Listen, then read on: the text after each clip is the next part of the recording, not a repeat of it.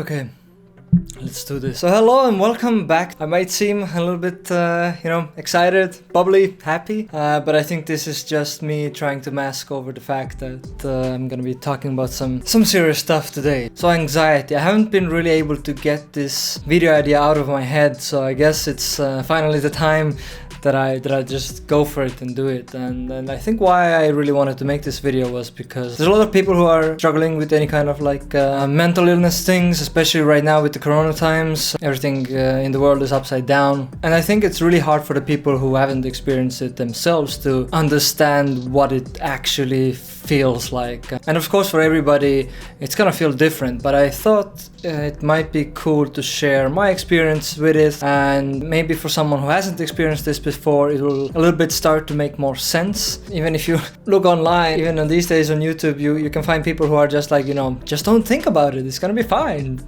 just do something you like and all of your problems will disappear. It's of course, it's not the case, and hopefully this video will also show that, a lot of these things, are normal that you're experiencing, and, I've gone through it. It's not fun, it's pretty rough to get back, and it takes time. A disclaimer here quickly as well, I'm not an expert on this. Even if you have any kind of questions about this or thoughts that you might be struggling with something, then the best thing that you really can do is just to go and visit your local doctor, just because the earlier you catch this issue, the better it's going to be for you, because then the roadmap of getting better will be shorter. Plus, if you don't have it checked out, then the problem will only grow and there's no real easy fix for it. Because trust me, you don't want this problem to start ramping up even further, because it'll pretty much incapacitate, is that a word? But basically, yeah, you won't be able to think properly, do anything properly. Okay, so what I think I've really figured out is there's a conscious part of your brain and a subconscious part of your brain, which, if I'm consciously thinking about something, let's say I want to invest money somewhere, I will actively think, what is the best option for me? Should I just put in real estate, let's say, or should I, invest my money in Tesla or Apple instead? So I'm really actively thinking, what my best options might be. Whereas subconscious brain could be just, if I'm right now just breathing in and out, that happens automatically and naturally.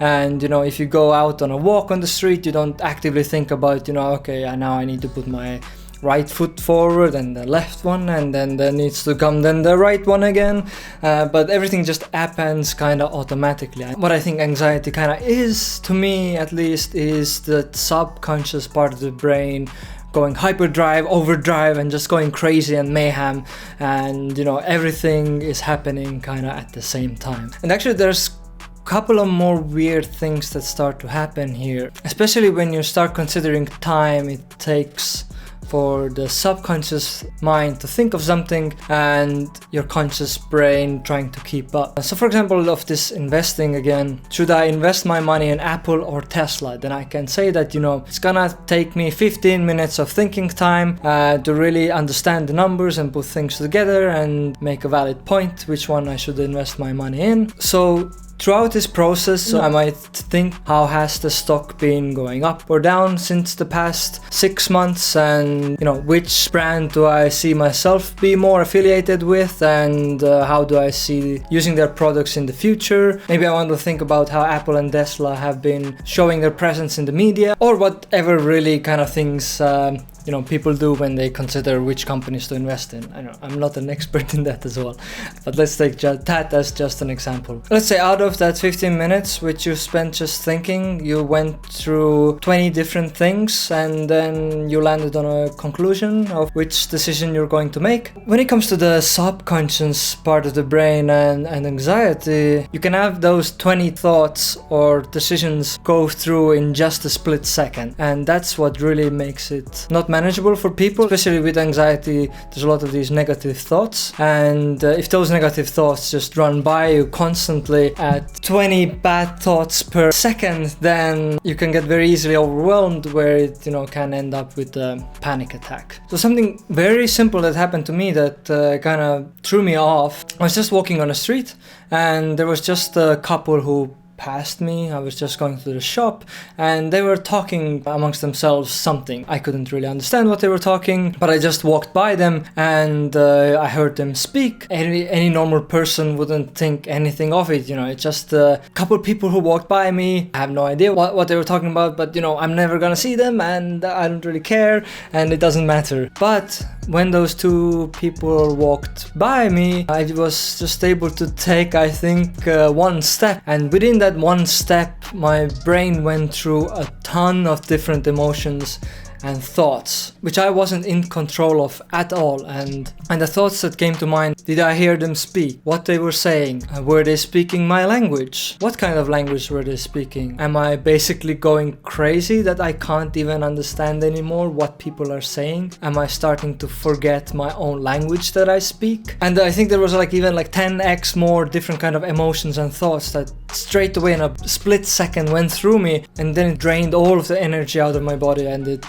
made me feel super sick and awful. So yeah, that's kind of what anxiety feels like in one moment. And if you have this disorder, then really it happens all the time without you being able to control it, and it just happens. There's different triggers that can cause it. So for example, seeing a cute little teddy bear caused you to have a panic attack last time, then seeing that teddy bear might cause you to have another panic attack, just because that one thing correlates with something bad, and then your subconscious brain just starts going on overdrive again and think about all of the worst possible outcomes that might be wrong with you. But yeah, that's in my case. So I really hope that this starts to a little bit make sense what it feels like. As a short summary, yes, I would say that it's just uncontrollable negative thoughts that happen in a split second, but there's just so many multiple thoughts that are filled up within that second that you can't just handle or process. So your body really gets into this fight or flight situation, and then you can get all shaky and all kind of not so nice things start to happen. So I hope this kind of makes sense for someone who hasn't experienced this before. If you have a different way of, or even better way of describing what anxiety feels like, then please let me know in the comments. I'm curious to read how you guys might describe it. But yeah, now I'm gonna dive into a little bit more specifics, give hopefully maybe even better examples of how it was for me. And I think what I could really start with is when I really had my first panic or an anxiety attack. I think this was something that had been building up for a long time. I just never noticed it because I tend to be quite a positive or happy person. So any kind of problems in my life that I faced, I usually just try to cover it up with a lot of positive energy and just doing lots of things that I liked. And it had been working really well for multiple years. And I think just eventually, trying to do this all the time, not giving myself enough sleep, working like crazy, exercising too much, just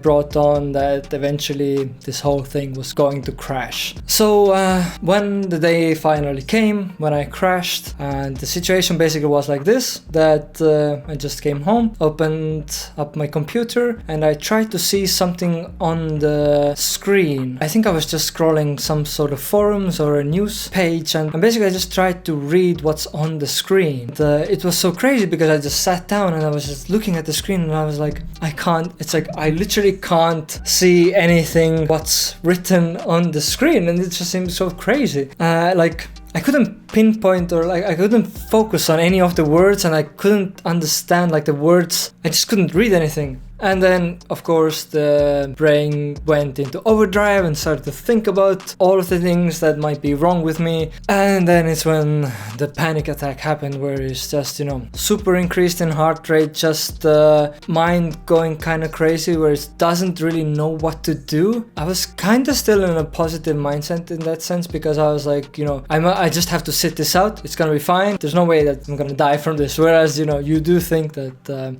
this is it now. And not just blurry vision, but something else as well. When you have a panic attack, all of the kind of the field of view narrows down a lot as well, and all of the kind of the things that you see on the side normally. Let's say there I see right now I have in the corner of my eye a lamp, then it would be just kind of darkened and blacked out, and basically everything turns very narrow, blurry, you can't see, your heart is pounding, you might think that you may die. Yeah, so that's what panic attack was for me. And then after that I realized, that ain't normal. And after that, a lot more different problems came up where anxiety really doesn't give you any kind of room to rest. And what I mean by this is, let's say you have a problem, you're super anxious about it. Then once you solve that problem, the anxiety, if you have a disorder with this, it's just gonna find you another problem to focus on and to worry about. So I ran through quite a few of these. A couple of them, as an example, could be blurry vision. It really started to handicap me how I would even work in the office, because I literally couldn't look at any computer screens, and all of the work I do is kind of like, office work, and I need the computer and I need to look at the computer to work. So basically, whenever I would just go to office, there would be at random times when the anxiety, would kick in, and I wouldn't be able to focus on the things I was writing. I wouldn't be able to properly read the text and understand what the text meant. A really good example of this could be that you guys are right now looking at me, so I'm the focus point. I'm very shiny and pretty in focus. This is something that you want to pay attention to, is my lovely face. But you can't, because your brain has kind of set the focus point to there on the plant, and no matter how hard you try focusing on me, only thing you can see is through me that plant behind me, and also that plant is blurry because your eyes are still focused on me, but your kind of brain is focused on the background. It's just a mess of things where you're not in control at all. And I remember when I was really freaked out about this, I would constantly look at my hand. I would try to see if I could actually focus on something and really see clearly the world around me, basically. So I would, let's see where my hand is in focus. Yeah, so this is focus. This was my goal to get to, but I would also always see kind of my hand like this, even if I was just like looking at it like this. Hand focus. I tried to see the hand in focus, but I would just see something like this. One tip for you for sure, if you're kind of dealing with anxiety, is that don't Google anything. Like, that was probably one of the worst things I did to myself, which was any kind of issue that you had. Google as a resource is so easily available for you, and as you have anxiety, a lot of the problems that you have, it's so easy just to type in Google any kind of symptoms, and Google of course is going to tell you that you have cancer and you're gonna die tomorrow. I did it many times, and the only thing that it did, it just worsened my anxiety, whereas then I didn't have to worry about my eyes not being able to focus on the screens anymore, but now I also needed to start worrying about, or my subconscious part of the brain needed to start worrying about, that I have cancer somewhere in my brain, or whatever it may be. A couple of scarier things I had. I think it's worth mentioning as well. A lot of my anxiety was related to any kind of health issues. So everything that especially had to do with the functioning of the brain.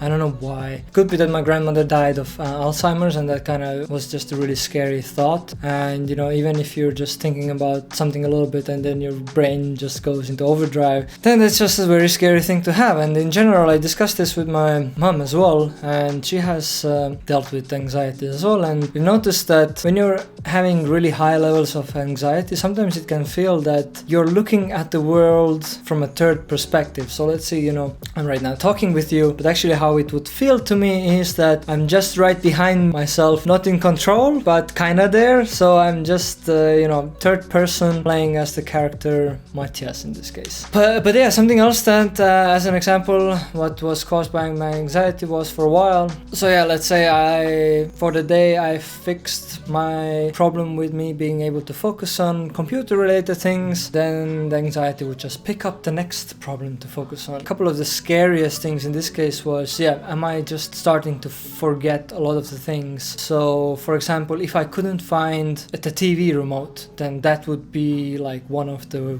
worst days in my life, because I would constantly start thinking about, did I forget to put the TV remote somewhere? Or did I hide it somewhere? It wouldn't make sense to me. I always put the TV remote on this desk here, so how could I have misplaced it so that now I can't find it anywhere? And the anxiety keep just piling things up, and then you go to Google, it's like, I misplaced a thing, and then it's like, poof, now it's not Alzheimer's, now it's also dementia, now you have also dementia, lovely. Then I would go in front of the mirror, let's say in the evening, I would brush my teeth, and then I would start looking at myself, and different kind of crazy questions would come up to my head, where it's like, how do I know that the person that I'm looking at is me? It's like, how can I remember that it's me? And just the constant worrying thought of, what if I forget what I look like? And then it started to build even further, where it's like, do I remember what my mom looked like or dad looked like? And then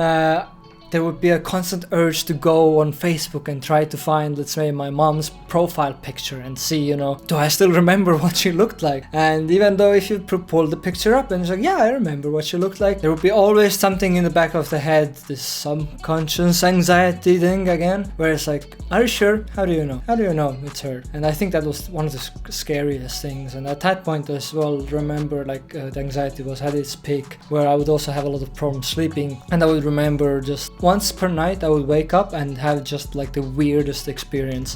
One of these I remember was, I opened eyes, I woke up, and I would see everything like hyper zoomed in, but it would just happen kind of for a split second, and like I felt very like panicky and in danger in some sense, I think. But I would straight away fall asleep again, and it would be kind of in between of having even like a dream versus being actually woken up. I think I woke up that night, whereas actually even till this day, maybe it was just some crazy dreams that I was having, and you know, it was just feeling too real. Hard to say. Happy that I don't need to deal with this stuff any longer. Okay, I a little bit got carried away, but after I went basically to the doctor, I got medicine. They say usually that first couple of weeks are going to be rough. I really remember just first 2 days being floaty for me. I was just remember when I started taking the medicine, I just felt really elevated somehow, that I was walking on clouds for some reason. That faded away really fast. As I said, in a couple of days that disappeared. But otherwise, for me, I had to be on the meds for I think about 8 months. Then I quit, of course with the approval of the doctors. Things since then have been manageable. I don't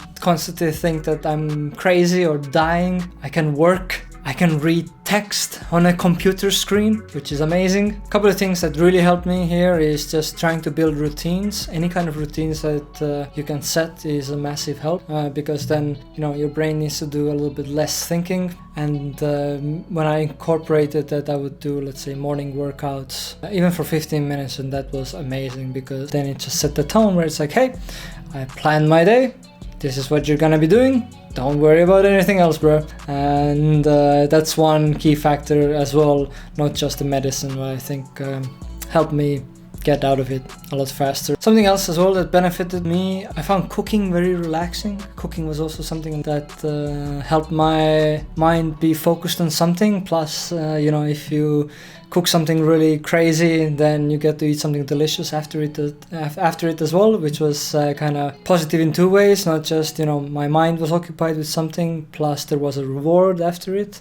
And coffee as well. As much as I love coffee, and I have a cup of Joe here left still in my lovely cat mug, coffee was quite bad for my anxiety. So for some time when I was dealing with anxiety, I actually stopped drinking coffee altogether, because I guess coffee just gets you hyped and excited. And that's something you want to avoid when you have anxiety, because then it just gives your brain more reasons to start going on overdrive and get shaky. Let's say right now I would need to drink around 4 or 5 cups of these, and you know, then my hands will start shaky just because there's too much caffeine going through my body. Whereas you know, if I had anxiety issues, then it would just take me 1 cup or even half a cup, and I would already feel my hands be shaky. So yeah, avoid coffee as well if you're experiencing this. Another example which I had really crazy as well was massive tinnitus. So tinnitus is basically when you hear some sort of sound or whistling which really doesn't exist out there in the world, but you just hear it and there's nothing much you can do about it. Usually it's caused by ear damage. You probably have even noticed it if you go to a huge concert, or if you listen to really loud music after a party and you go home, and then when you go to sleep you hear just like a ping. hearing, then that's the tinnitus. And people who suffer with any kind of hearing loss may experience it on a constant basis, where it's just a thing that you can't turn off. I don't know why, but anxiety brought this onto me as well, and my tinnitus got really bad. Whereas when I would even play music through my headphones, I could hear the tinnitus, and me thinking about the tinnitus made the tinnitus worse. So it was really horrible, kind of like a cycle of terror, where it's like tinnitus level is here, worry level is here, then my worry level went up because of the tinnitus, but then the tinnitus went up because of my constant worrying about it, and focusing on the tinnitus, because it's like the more you focus on it, the more you can hear it, and the worry would go up, tinnitus would go up, worry would go up, tinnitus would go up, worry, tinnitus, worry, tinnitus, and of course these kind of things then end up with being shaky and going again full circle on it again. Okay, let's see if I have any more notes about it. Thinks no. I wanted to keep this discussion a little bit more open to myself. I hope I didn't rant too much. I just thought that, it'll be more natural if I just kind of talk through it, how it was for me, instead of making a very strict script and be very robotic. I would love to hear any and all thoughts that you may have for this. Again, if you think you're going through something like this yourself, just go to a doctor. You don't want to end up like me, looking in the mirror and thinking, is this actually you? And I may joke about this right now, whereas back then it was really freaky, and won't recommend to anybody. But yeah, thank you so much for watching the video. I hope you found this insightful. Any experiences that you may have had, let me know in the comments. Any questions that you may have for me regarding this experience or anything else, I'm happy to answer all the questions down below as well. And who knows, maybe some good questions will come out of this, and I should even make a second, more in-depth version of this. But okay, peace, love and prosperity. I wish you well. Thanks for watching. Hit the subscribe. I hope I will see you around once I publish my next video. Peace. Look at my unfocused hands and don't get freaked out, okay? It's okay, bro.